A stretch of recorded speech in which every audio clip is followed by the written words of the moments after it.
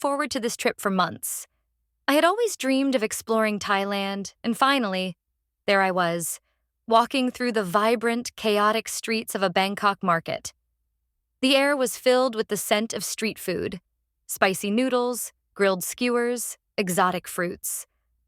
The colorful stalls seemed endless, bursting with everything from traditional crafts to the latest tech gadgets.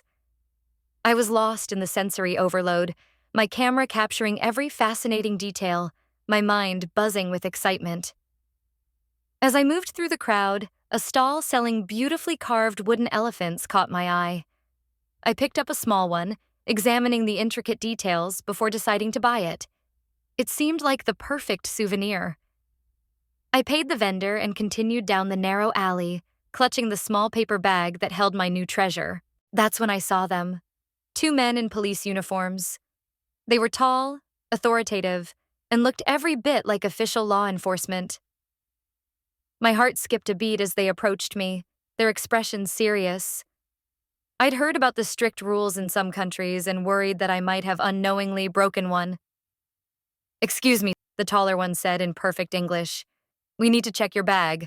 We have reason to believe you've purchased illegal items." I felt my stomach drop. Illegal items? My mind raced. What could they be talking about? I handed over my bag, my heart pounding so loudly I could barely hear their voices over the din of the market. One of the officers took it and started rummaging through, pulling out my souvenirs, my camera, my wallet. Then he reached inside and, to my horror, pulled out a small plastic packet filled with a white powder. "What is this?" he demanded, his eyes narrowing. My legs turned to jelly. I had never seen that packet before in my life. I stammered, trying to explain that I had no idea how it got there, that I'd only bought a few souvenirs. But the men weren't listening. The shorter one grabbed my arm, his grip tight and unyielding. "This is a serious offense," he said, his tone menacing. "Possession of illegal substances can lead to severe penalties, including imprisonment." Panic surged through me. My mind was a blur of confusion and fear.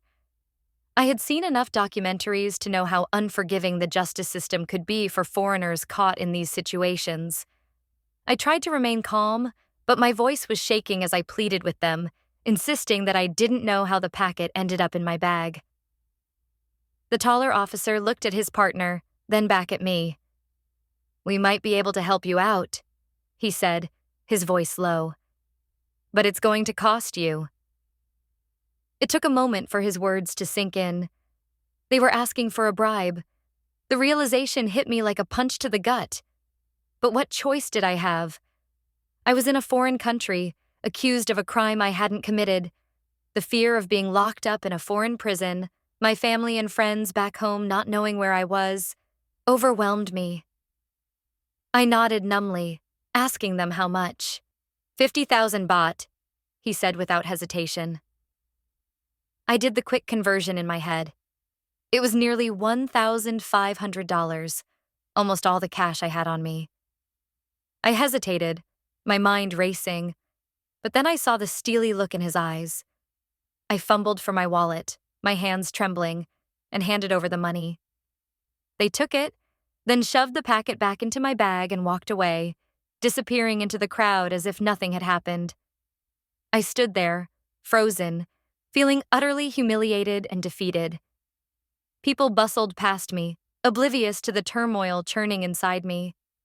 I felt sick, not just because I had lost so much money, but because I had been so easily fooled. A small voice in my head told me something was off, but I had ignored it, blinded by fear and panic. Later that evening, back at my hotel, I replayed the incident over and over in my mind. As I scrolled through my photos from the day, I stumbled across a picture I had taken just minutes before the encounter. There, in the background, were the 2 men, out of uniform, standing by the very stall where I had bought the wooden elephant. My heart sank as the truth hit me. They weren't police officers at all. They were con artists, and I had walked right into their trap. I felt a mix of anger, shame, and disbelief. How could I have been so gullible, so naive. I thought I was smart, careful, not the kind of person who would fall for a scam like this. But they knew exactly what they were doing. They preyed on my fear and confusion, using my own anxiety against me. It was a well-rehearsed performance, and I was just another tourist caught in their web. I reported the incident to my embassy and the local authorities, but I knew there was little hope of getting my money back or seeing those men brought to justice. The experience left a bitter taste, a sense of vulnerability that lingered long after I returned home. Now I want to share this story not just as a cautionary tale, but as a warning. Scams like this happen all over the world, and they can happen to anyone, no matter how smart or cautious you think you are. Trust your instincts. If something feels off, don't be afraid to walk away, to ask for help, to say no. And remember, fear is a powerful weapon. Don't let anyone use it against you.